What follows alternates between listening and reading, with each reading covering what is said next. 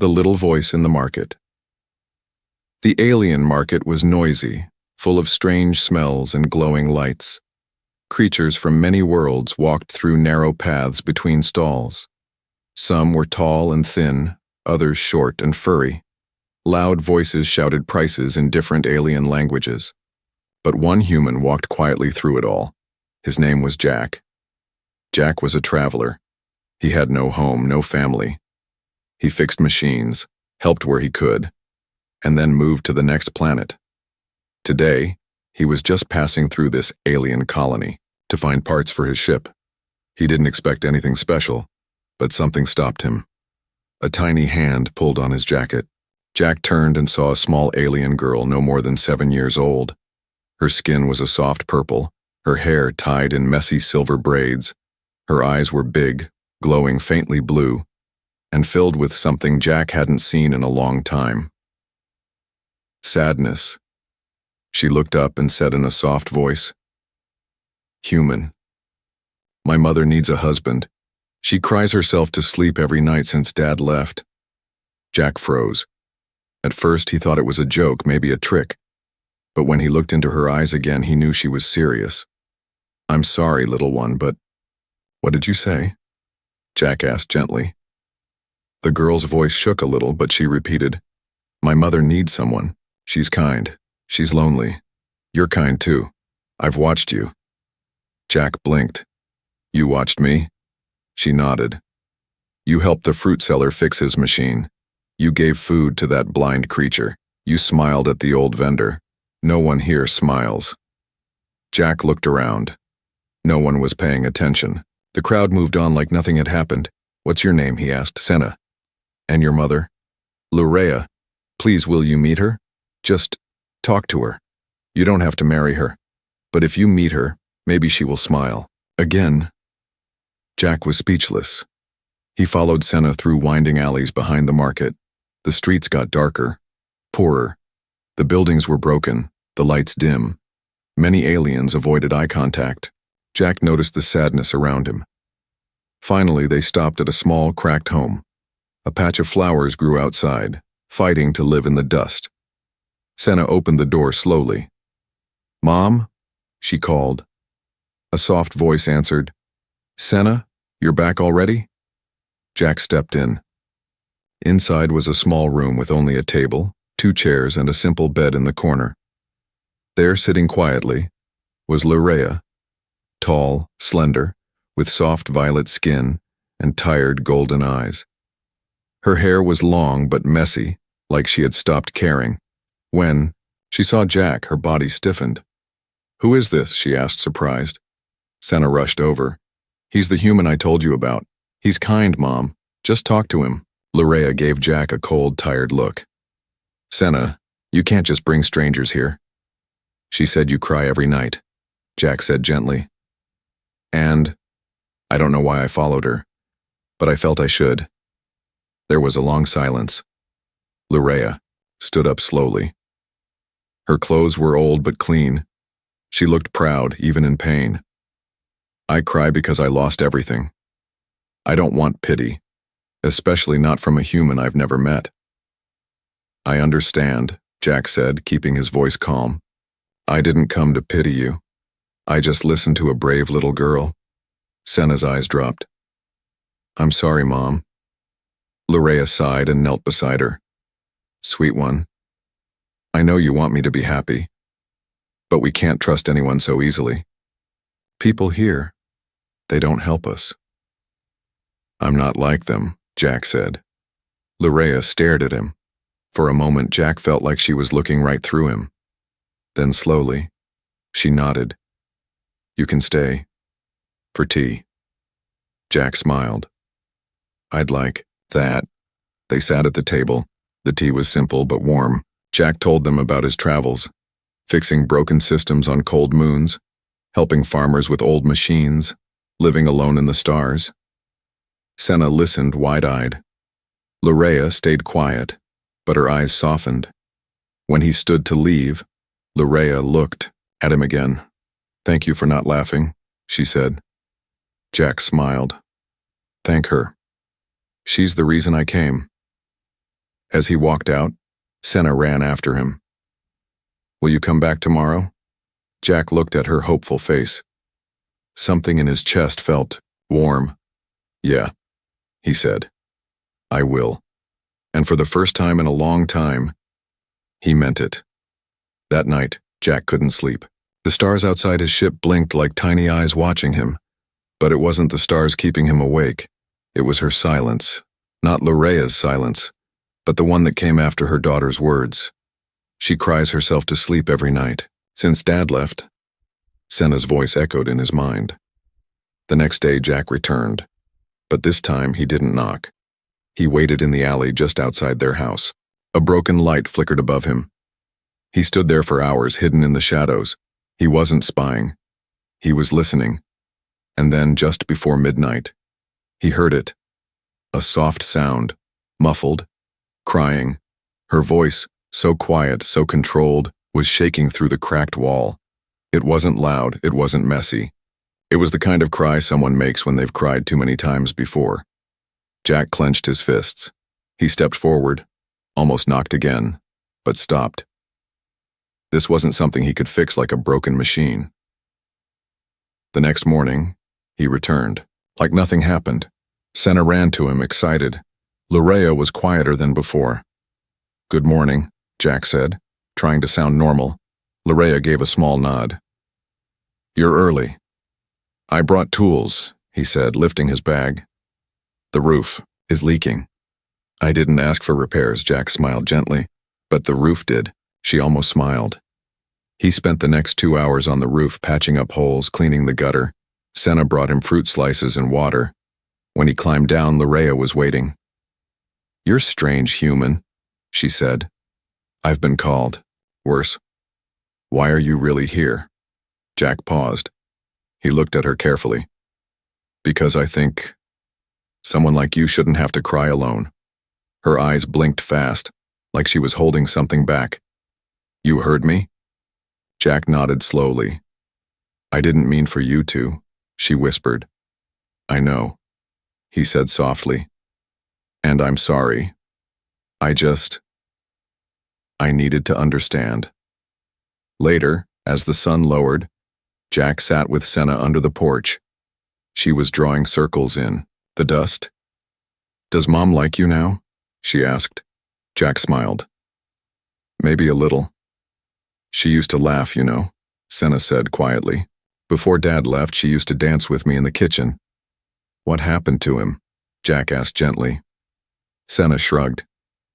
"They said he died in a tunnel accident, but no one ever brought his body back. Just his name on a list." Jack nodded. "I've seen things like that before. Places where names vanish faster than people do." Senna looked up. "Will you stay?" Jack didn't answer right away. Instead, he asked, "Does your mom want me to?" "I think she's scared." "Of me?" "No. Of hope." That night, Jack set up a small heater outside their house. He left without saying anything, but when Lorea opened the door that night, she saw it, warmth where there was only cold. And for the first time in many cycles, she smiled, just a little. She found the note before sunrise, folded neatly on the doorstep, wrapped around a bunch of healing herbs. "These help with sleep. I figured you haven't had much." Jack Lorea's fingers trembled slightly as she held the paper. It wasn't the words that shook her. It was how quiet and careful they were. No demands, no pity, just presence. She looked around, half expecting him to be watching, but Jack was already gone. Later that day, the wind howled over the rooftops. A dust storm was rising in the colony, and most market stalls had closed early. Lorea stayed inside, pretending not to notice when Senna checked the window every few minutes. "He's not coming," she finally said. Senna looked at her, confused. "But he always comes. Today is different. It's dangerous out there." But even as she spoke, a knock came at the door. Lorea stood still. Another knock.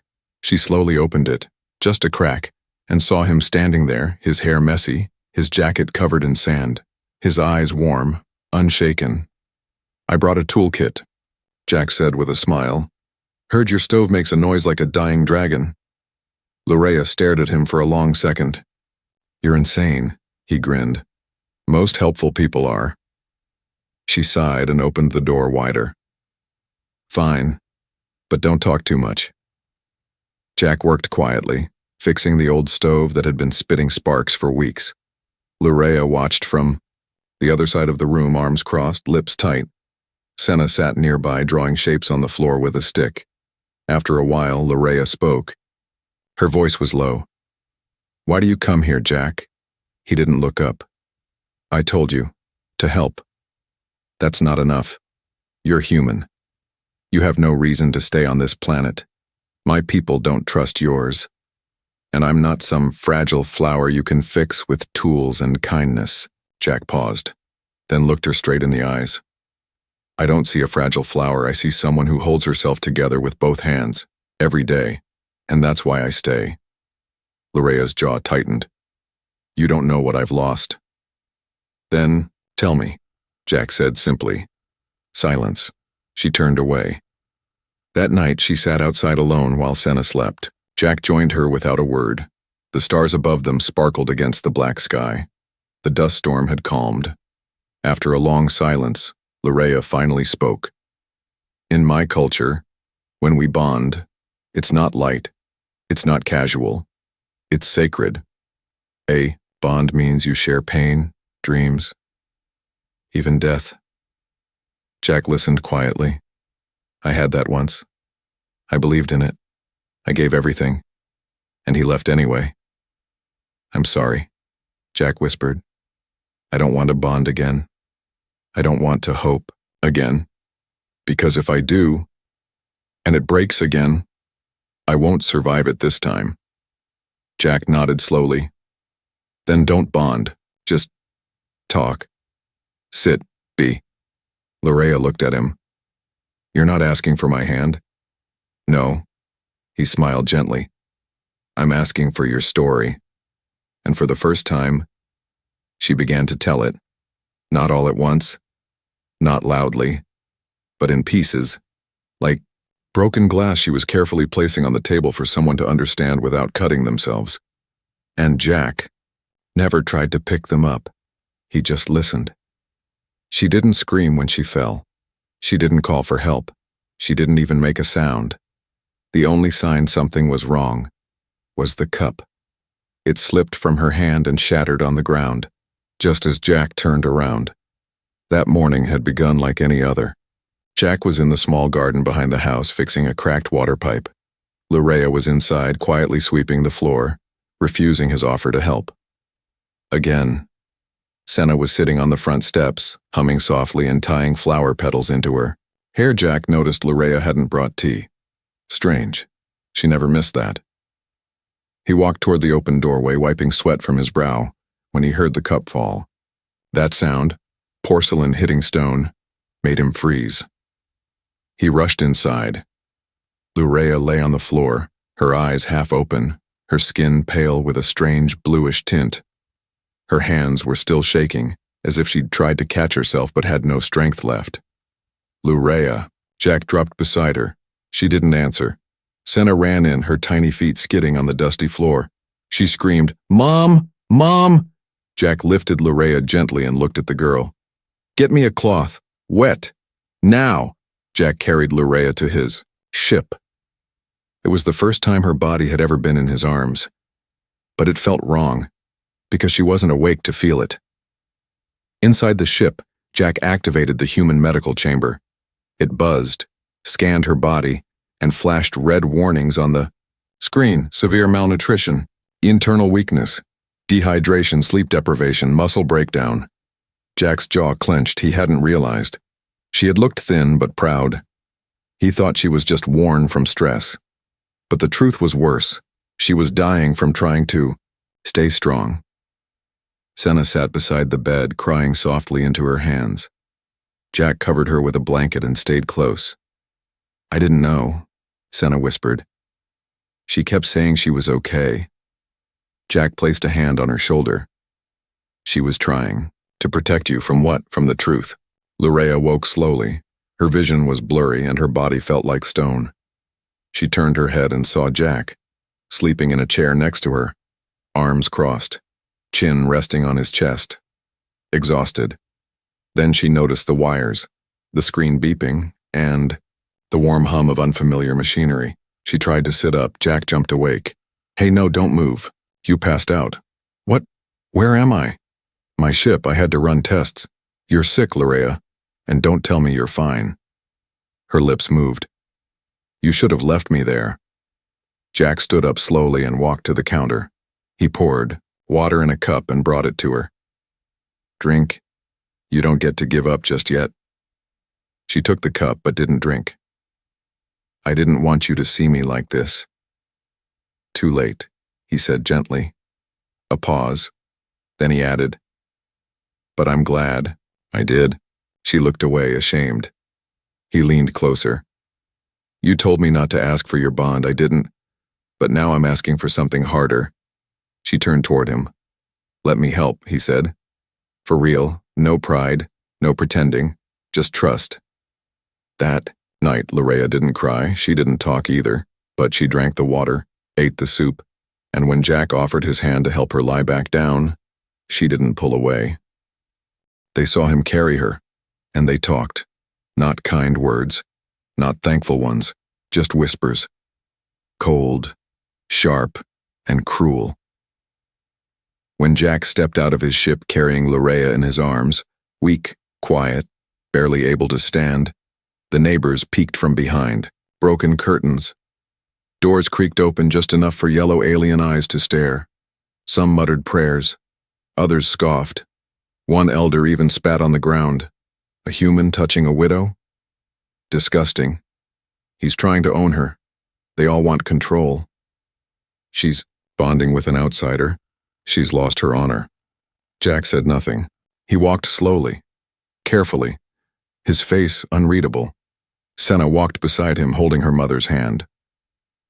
Back inside their small home, Larea rested in bed again. Jack stepped out to the yard and lit the heater.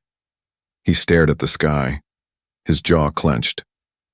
That's when the village chief arrived, tall, armored, stern, a creature with rough gray skin and golden robes, followed by 3 guards. "Human," the chief growled, standing by the fence. "You've made yourself too visible." Jack didn't respond. "I hear you've moved into her home." "I haven't," Jack said calmly. "She was sick. I helped. And now she is tainted." Jack's eyes flashed, but his voice stayed level. "She's alive. She was supposed to suffer quietly. That was her role as a fallen female. You changed that. Now others are talking." Jack stepped closer. "Good." The chief's eyes narrowed. "Leave now, before you poison others with your mercy." Jack didn't move. "She doesn't belong to you," the chief smirked. "She never belonged to anyone. That was the problem." The next day things got worse. Vendors closed their stalls early when Jack walked by. Larea's cousin came and shouted at her through the window, "You bring shame to your bloodline." She didn't reply. Another woman threw spoiled fruit at their door. Still, Jack returned, fixed more things, planted flowers, brought food. Every act of kindness made the village angrier. But then something strange began. The silence broke. First, it was a young alien boy who quietly handed Jack a rusted part and asked, "Can you fix this like you fixed her roof?" Then, a single mother from 2 houses down knocked at night and whispered, "Do you have more of that soup?" A young worker asked him for tools. The whispers began to change. Maybe the human wasn't a threat. Maybe he was something different. Maybe he cared. That evening, as Jack sat with Larea under the porch, she looked at him with tired eyes. "They won't stop hating me," she said. "Some will," he replied. "Some already are. And the others? I'm not here for them." She was quiet for a long time. Then she whispered something almost too soft to hear. "Neither am I." The village hadn't turned completely, but something had cracked, and from that crack, a light began to slip through. She placed their hands together when they weren't looking. Softly, carefully, like stitching a dream with her small fingers. It was a quiet evening. The storms had passed. The village had gone still. The stars blinked above, and the soft scent of tea drifted through the open window. Jack sat beside Lurea on the porch steps, not speaking much. Their shoulders brushed slightly, but neither moved away. Senna was inside. Or so they thought. When she stepped out, she wore a little robe, made of mixed cloth, old and worn, stitched together with care. Around her neck hung a piece of thin string. Tied to it was a bonding charm, the kind worn by two souls who choose to walk life together. She walked up, holding the charm in one hand, and in the other, a cloth strip, purple, red, and human blue. Jack blinked. "Senna, what is that?" "It's the bond wrap," she said, almost shy but proud. "I made it, for you and Mom." Lurea's body stiffened. "Senna, please," she said quickly, tears forming in her eyes. "Please don't say no. I just want Mom to smile like before. I want her to stop crying at night. And when you're here..." "She doesn't cry anymore." Jack felt the lump in his throat grow heavy. "Senna." Before he could speak further, she stepped between them and gently took their hands. She placed Jack's calloused fingers into her mother's soft palm and wrapped the cloth around both. "There," she said, voice trembling. "Even if it's just for tonight, pretend. For me." Then she ran back inside. Neither of them moved. The warmth from her hand spread through his skin, quiet and electric. Lurea finally whispered, "She thinks we're a fairy tale." Jack looked at her. "Maybe we are. Or maybe we're the kind people forget to write down." She smiled faintly, the kind of smile that hurt to make. "I'm scared, Jack." "I am too," he admitted. They sat like that, hands wrapped, breath slow, under a moon that glowed just a little brighter than usual. The next day, Lurea didn't cry. And she didn't let go of the cloth either. She folded it carefully and kept it under her pillow. That night, after dinner, Senna crawled into Jack's lap and asked, "Does this mean we're a family now?" Jack didn't answer right away. He looked at Lurea. She looked at him. Then gently, he said, "I think we're getting close." And Senna smiled so wide, it lit up the whole room. The neighbors didn't whisper anymore. They waved, some even smiled. It began slowly. One neighbor left a basket of fresh fruit on their doorstep. No note, no name, just quiet acceptance.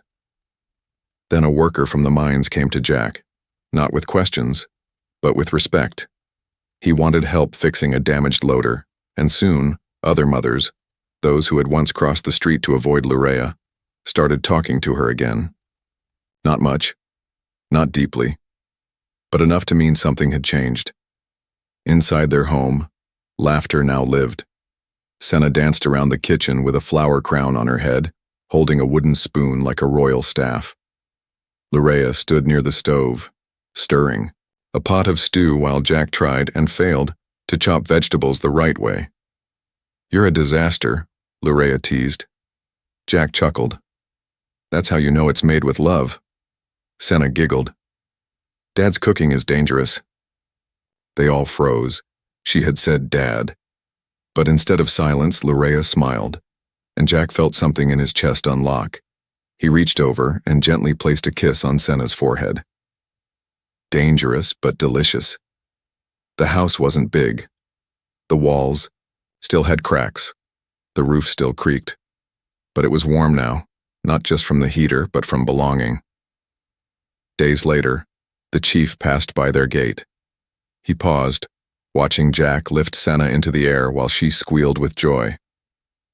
Lurea stood nearby, holding a flower pot, her eyes brighter than the sun. The chief said nothing, but for the first time, he didn't frown. He simply turned and walked on. That night, after Senna fell asleep curled up between them on the couch, Lurea looked at Jack and whispered, "I never thought I'd smile again." Jack held her hand. "Me neither." She leaned into him. You know, in our culture, when a woman gives her heart a second time, it's not out of weakness, but strength. Jack nodded. Then I guess we're both stronger than we thought. Under the soft light of 2 moons, in a home once filled with sorrow, 3 souls found something no war, no loss, no fear could ever take. A beginning. Not a perfect one, not without shadows, but a real one, made by choice, held together by love, and written, finally, in peace.